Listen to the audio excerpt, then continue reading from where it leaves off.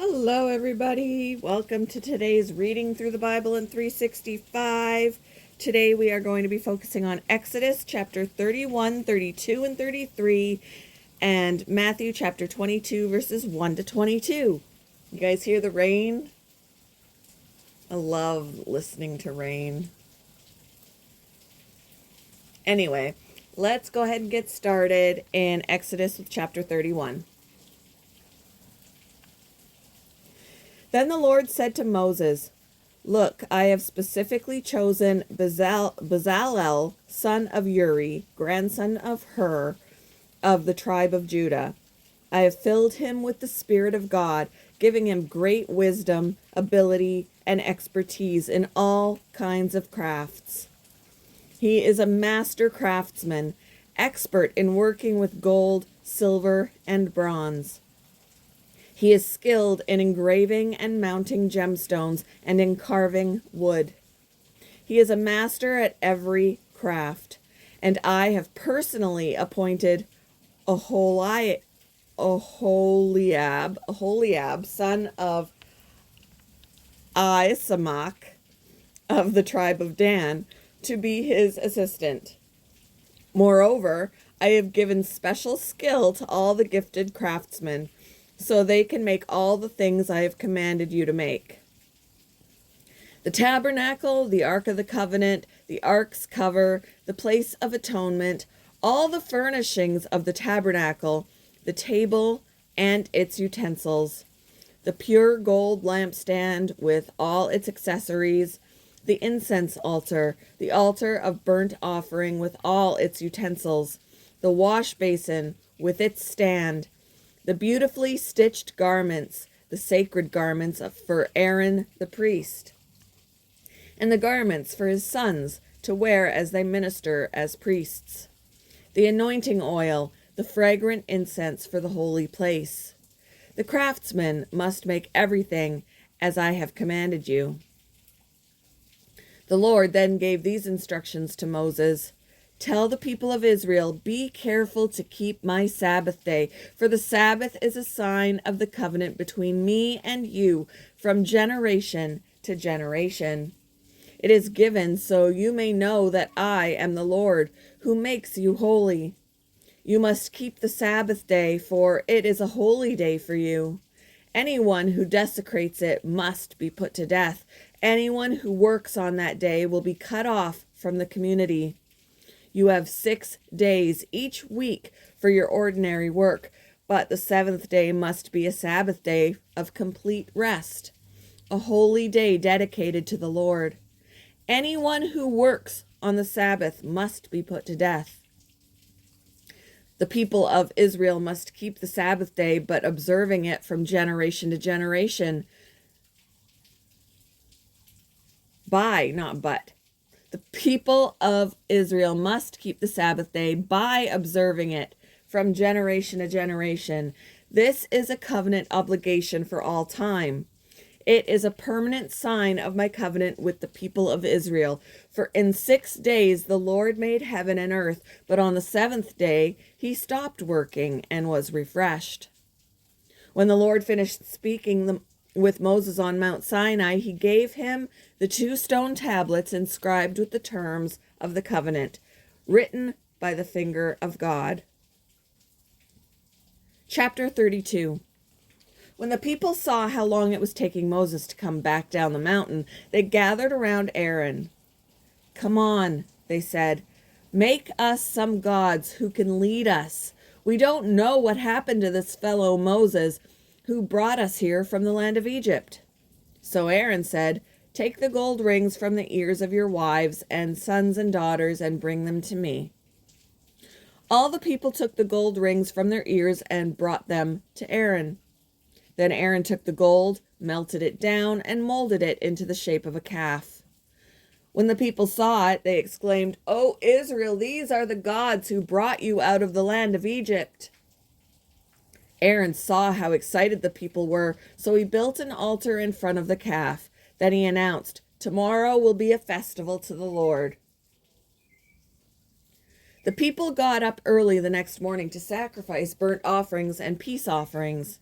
After this, they celebrated with feasting and drinking, and they indulged in pagan revelry. The Lord told Moses, "Quick, go down the mountain. Your people, whom you brought from the land of Egypt, have corrupted themselves. How quickly they have turned away from the way I commanded them to live. They have melted down gold and made a calf, and they have bowed down and sacrificed to it. They are saying, 'These are your gods, O Israel, who brought you out of the land of Egypt.'" Then the Lord said, "I have seen how stubborn and rebellious these people are. Now leave me alone so my fierce anger can blaze against them, and I will destroy them. Then I will make you, Moses, into a great nation." But Moses tried to pacify the Lord his God. "O Lord," he said, "why are you so angry with your own people, whom you brought from the land of Egypt with such great power and such a strong hand? Why let the Egyptians say, 'Their God rescued them with the evil intention of slaughtering them in the mountains and wiping them from the face of the earth'? Turn away from your fierce anger. Change your mind about this terrible disaster you have threatened against your people. Remember your servants, Abraham, Isaac, and Jacob. You bound yourself with an oath to them, saying, 'I will make your descendants as numerous as the stars of heaven, and I will give them all of this land that I have promised to your descendants, and they will possess it forever.'" So the Lord changed his mind about the terrible disaster he had threatened to bring on his people. Then Moses turned and went down the mountain. He held in his hands the 2 stone tablets inscribed with the terms of the covenant. They were both inscribed on both sides, front and back. These tablets were God's work. The words on them were written by God himself. When Joshua heard the boisterous noise of the people shouting below them, he exclaimed to Moses, "It sounds like war in the camp." But Moses replied, "No, it's not a shout of victory nor the wailing of defeat. I hear the sound of celebration." When they came near the camp, Moses saw the calf and the dancing, and he burned with anger. He threw the stone tablets to the ground, smashing them at the foot of the mountain. He took the calf they had made and burned it. Then he ground it into powder, threw it into the water, and forced the people to drink it.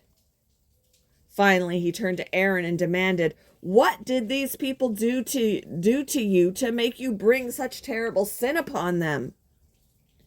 "Don't get so upset, my lord," Aaron replied. "You yourself know how evil these people are. They said to me, 'Make us gods who will lead us.' We don't know what happened to this fellow Moses who brought us here from the land of Egypt. So I told them, 'Whoever has gold jewelry, take it off.'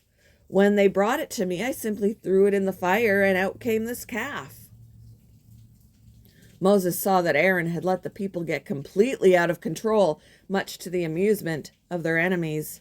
So he stood at the entrance to the camp and shouted, "All of you who are on the Lord's side, come here and join me." And all the Levites gathered around him. Moses told them, "This is what the Lord, the God of Israel, says. Each of you take your swords and go back and forth from one end of the camp to the other.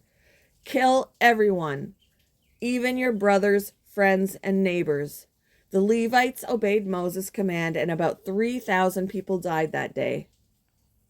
Then Moses told the Levites, "Today you have ordained yourselves for the service of the Lord, for you obeyed him even though it meant killing your own sons and brothers.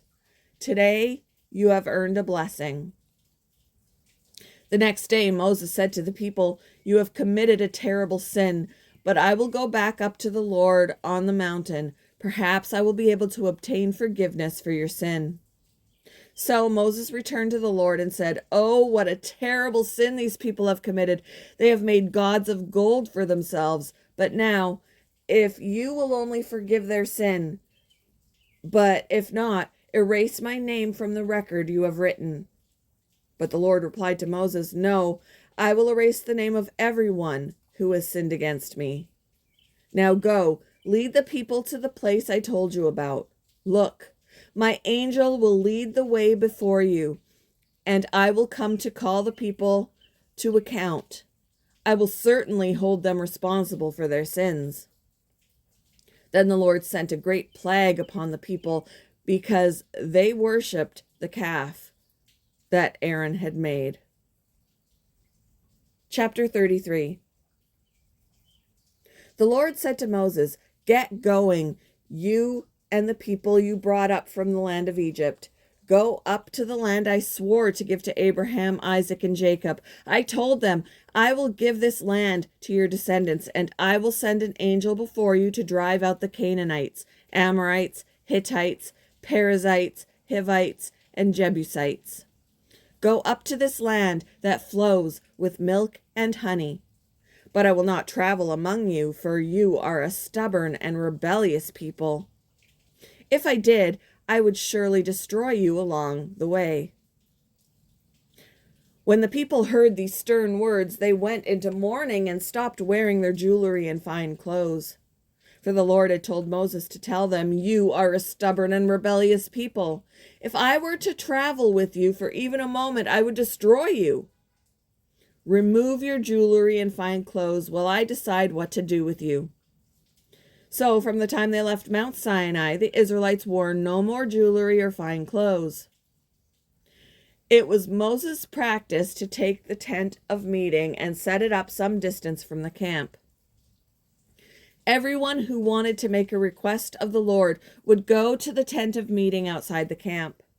Whenever Moses went out to the tent of meeting, all the people would get up and stand in the entrances of their own tents. They would all watch they would all watch Moses until he disappeared inside.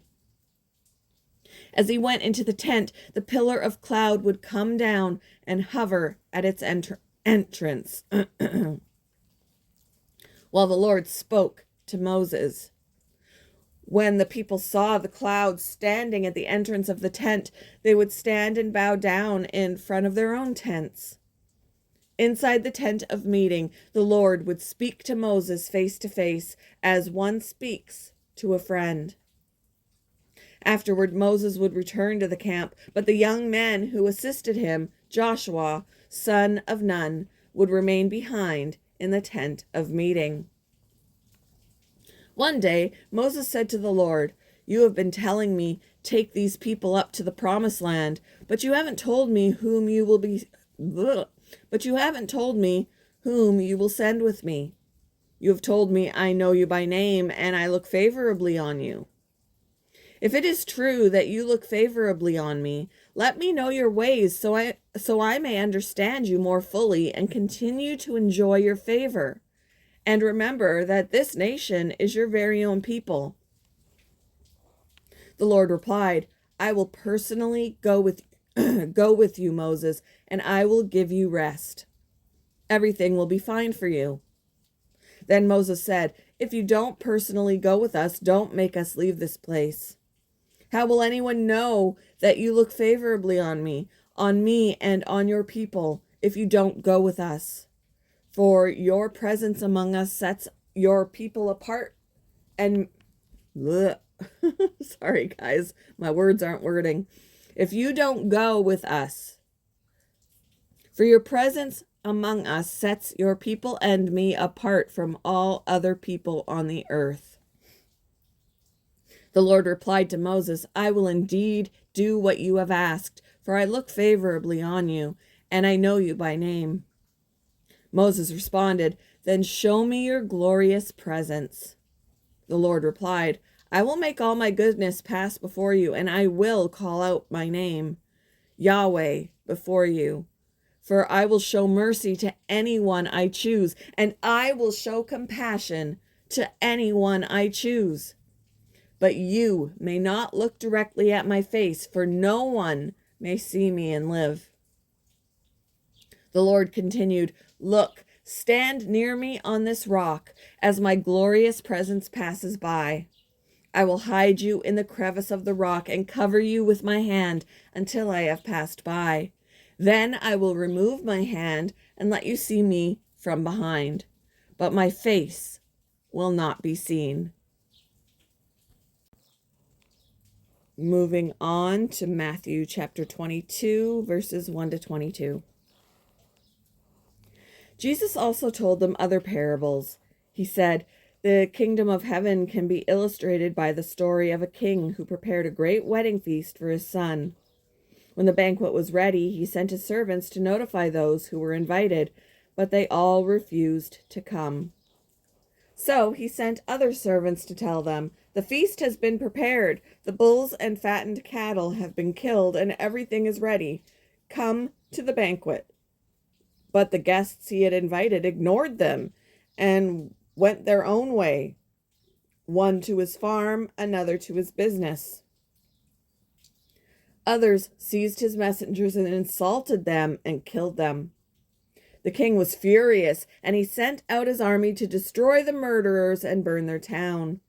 And he said to his servants, 'The wedding feast is ready, and the guests I invited aren't worthy of the honor.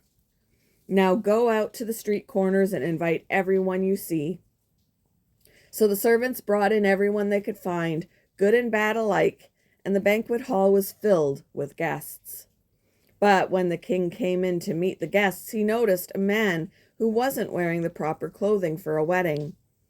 'Friend,' he asked, 'how is it that you are here without wedding clothes?' But the man had no reply. Then the king said to his aides, 'Bind his hands and feet and throw him into the outer darkness, where there will be weeping and gnashing of teeth. For many are called, but few are chosen.' Then the Pharisees met together to plot how to trap Jesus into saying something for which he could be arrested.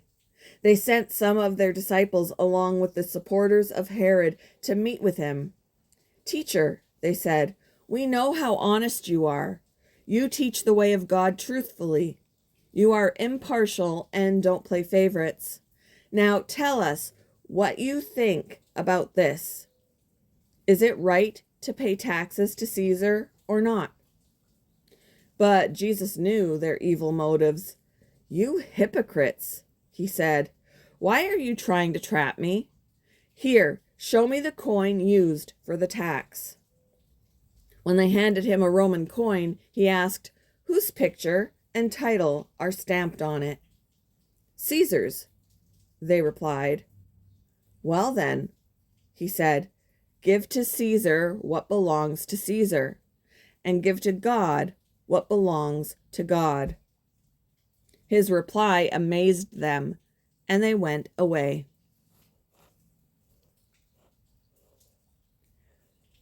Thank you for joining me for today's Reading Through the Bible in 365. I hope you all have a wonderful Thursday, and I will see you in the next one, guys.